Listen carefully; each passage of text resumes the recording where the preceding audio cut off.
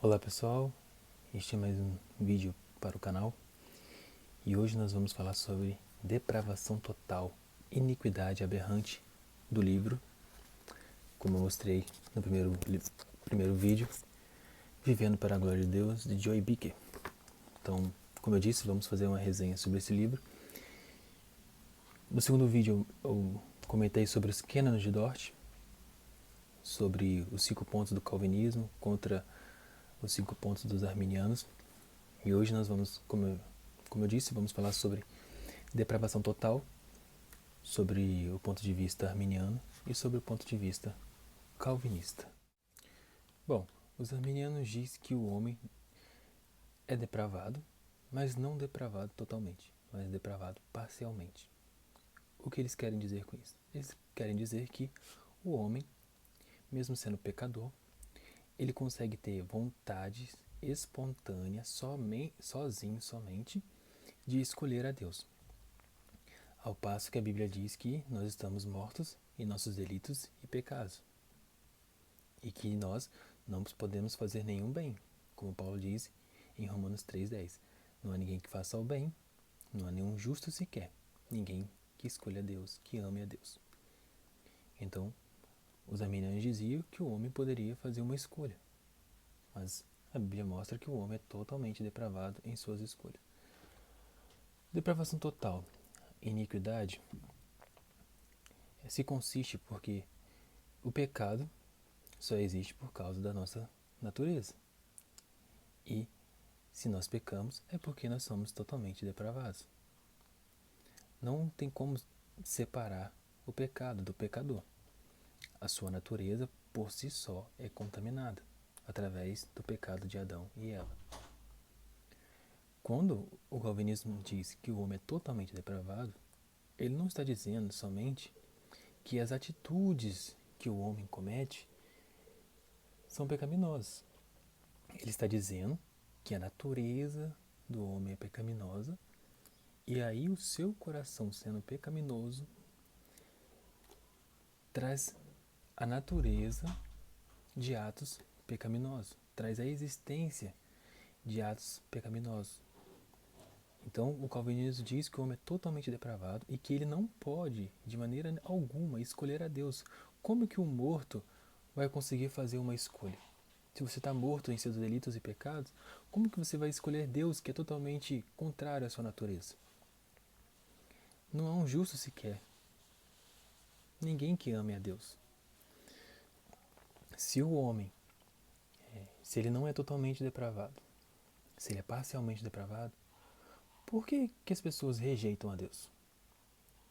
Já que a ideia arminiana é que o homem é parcialmente depravado e consegue fazer uma escolha, por que muitas pessoas rejeitam a Deus? Deus é tão belo, é santo, é amoroso, é longânimo, Deus é maravilhoso. Por que as pessoas não escolhem a Deus, já que o argumento arminiano diz que as pessoas podem escolher a Deus, mesmo sendo pecadoras? Então, na soteriologia arminiana, o homem é que faz a escolha de ser salvo ou não. E na soteriologia calvinista, é Deus que salva o homem. Soteriologia é sobre a salvação, teologia da salvação. Então, o arminianismo coloca o homem tomando a escolha da sua salvação. Então, dá glória ao homem, né? Méritos ao homem para ser salvo, porque ele escolheu espontaneamente. Então, a glória da salvação não é de Deus, é do homem. Já o calvinismo diz que não. A glória da salvação é de Deus. É Deus que escolhe o homem que está morto em seus delitos e pecados. E através de Cristo, ele tem vida. E aí sim, pela graça de Deus, graça irresistível, ele escolhe a Deus. Mas se Deus não for até o homem, ele, de maneira alguma, irá escolher o Senhor. Pecado é iniquidade. E toda iniquidade é contrária a Deus. Deus tem um padrão de santidade. E o homem tem o prazer de transgredir esse padrão de santidade de Deus, pela sua natureza pecaminosa. Então, o homem fere Deus, no sentido de ir contra a natureza de Deus. Então o pecado, como diz Martinho Lutero, não deixa Deus ser Deus. O pecado na vida do homem, ele faz o homem pensar que ele pode levar uma vida sem Deus. Então o pecado tira Deus do trono e coloca o ego humano no trono. O pecado, de acordo com a Bíblia, há 7 definições que a Bíblia dá. E uma delas eu vou ler para vocês. Uma, errar o alvo que Deus estabeleceu como nosso alvo, ou seja, não vivermos para a sua glória. Então, através do pecado, como eu disse, que o homem tem o prazer de transgredir o padrão de santidade de Deus, é nisso. O homem não vive para a glória de Deus. O homem vive para a sua própria glória. 2, ser rebelde e irreverente, o que significa mostrar a ausência de retidão. Então, o homem, como ele quer ser Deus, ele não respeita o Senhor. Então, o prazer do homem é transgredir todos os mandamentos de Deus e ser irreverente a Ele. O homem se coloca acima de Deus. No momento quando o homem não obedece a Deus, ele se coloca acima dele. E 3, transpor os limites da lei de Deus, ou seja, transgredir os limites estabelecidos por Ele. Isso é uma coisa que nós gostamos de fazer. Deus manda parar. Deus marca uma linha. Mas nós temos o prazer de passar por essa linha. O mar, com as suas ondas, tem um limite. Já o ser humano, mesmo com Deus colocando a lei dele, que é o limite que Deus estabeleceu para nós, nós não obedecemos essa lei. 4. Engajar-se em iniquidade. Não, é 5. Desobedecer a Deus e rebelar-se contra Ele, por meio da perda de confiança e de um ato consciente de traição. 6. Cometer perversão por voltar a mente contra Deus. 7. Cometer abominação contra Deus por praticar atos especificamente repreensíveis para Ele. Estamos sempre pecando, porque nossos motivos nunca serão puros.